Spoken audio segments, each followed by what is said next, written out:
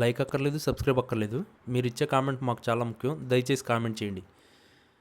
మాజీ మంత్రి వైఎస్ఆర్సీపీ నేత జోగి రమేష్ ఇంటిపై దాడి మీరు ఎలా భావిస్తారు? ఏ. రాజకీయ కక్ష. బి. ఇదివరకు చంద్రబాబు ఇంటిపై వెళ్ళి విమర్శించినందుక. మీ అభిప్రాయాన్ని కామెంట్ రూపంలో తెలియజేయండి. ఆంధ్రప్రదేశ్ రాజకీయాల్లో గత కొద్ది రోజులుగా చోటు చేసుకున్న పరిణామాలు అధికార ప్రతిపక్ష పార్టీల మధ్య పచ్చగడ్డి వేస్తే బొగ్గుమనే వాతావరణాన్ని సృష్టిస్తున్నాయి. ముఖ్యంగా మాజీ మంత్రి జోగి రమేష్ నివాసంపై జరిగిన దాడి ఉదాంతం రాష్ట్ర రాజకీయాల్లో పెను సంచలనంగా మారింది. ఈ దాడి వెనుక తెలుగుదేశం పార్టీ జాతీయ ప్రధాన కార్యదర్శి నారా లోకేష్ హస్తం ఉందని జోగి రమేష్ తీవ్రస్థాయిలో ధ్వజమెత్తారు. మీడియా ముందుకు వచ్చి ఆయన అత్యంత ఆవేశంతో లోకేష్ తీరును ఎండగట్టారు. లోకేష్ ఎప్పటికైనా తన పిల్ల చేష్టలు మానుకోవాలని, లేకపోతే పరిణామాలు చాలా తీవ్రంగా ఉంటాయని ఆయన హెచ్చరించారు.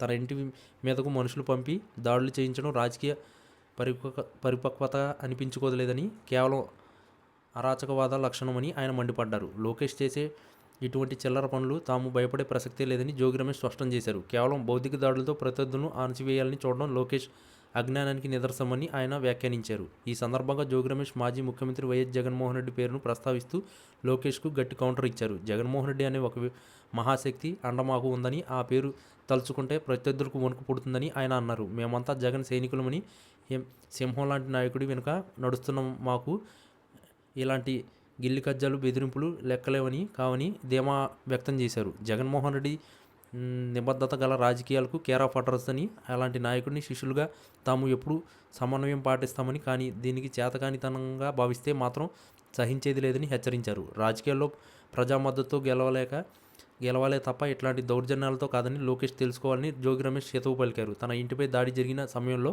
కార్యకర్తలు ఎవరూ లేకపోవడం లోకేష్ అదృష్టమని, ఒకవేళ నా అనుచరులు అక్కడ ఉంటే పరిస్థితి మరోలా ఉండేదని ఆయన ఆగ్రహం వ్యక్తం చేశారు. కేవలం జగన్మోహన్ రెడ్డి గారు శాంతియుతంగా ఉండాలని నేర్పారు కాబట్టే తాము మౌనంగా ఉన్నానని చెప్పారు. లోకేష్ తన స్థాయిని మరిచి ప్రవర్తిస్తున్నారని, ఒక బాధ్యతాయుతమైన నాయకుడిగా ఎదగాలి అంటే ఇలాంటి హింసాత్మక ధోరణి వీడాలని సూచించారు. మొత్తానికి జోగి రమేష్ వ్యాఖ్యలు ఇప్పుడు సోషల్ మీడియాలో మరియు రాజకీయ వర్గాల్లో హాట్ టాపిక్గా మారాయి. జగన్ పేరును ఆయుధంగా చేసుకుని ఆయన చేసిన హెచ్చరికలు పార్టీ శ్రేణుల్లో కొత్త ఉత్సాహాన్ని నింపాయి. లోకేష్కు నేరుగా సవాల్ విసిరి జోగి రమేష్ భవిష్యత్తులో ఇట్లాంటి ఘటనలు పునరావృతమైతే ప్రజలే తగిన బుద్ధి చెబుతారని హెచ్చరించారు. రాజకీయ యుద్ధం క్షేత్రస్థాయిలో ఉండాలి, కానీ నాయకులు ఇళ్ల వద్ద కాదనే సందేశాన్ని ఆయన బలంగా వినిపించారు. ఈ మొత్తం వ్యవహారం చూస్తుంటే రానున్న రోజుల్లో అధికార ప్రతిపక్షాల మధ్య మాటల యుద్ధం మరింత ముదిరేలా కనిపిస్తుంది.